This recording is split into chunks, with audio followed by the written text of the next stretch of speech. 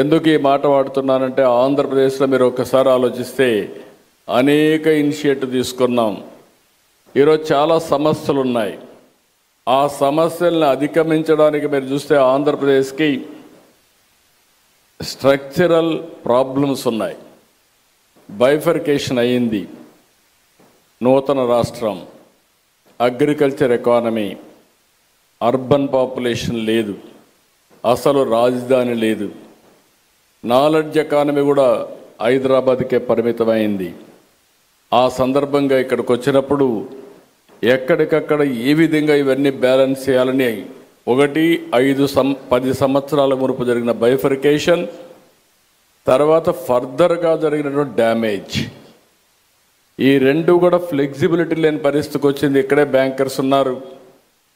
మొత్తం రాష్ట్రంలో తిరిగి బ్యాంకు రుణాలు కూడా పే చేయలేని పరిస్థితికి వచ్చాం. ఇప్పుడిప్పుడు అవన్నీ రివైవ్ చేస్తున్నా. ఎక్కడ చూసినా అన్నీ జరిగే పరిస్థితి వచ్చింది.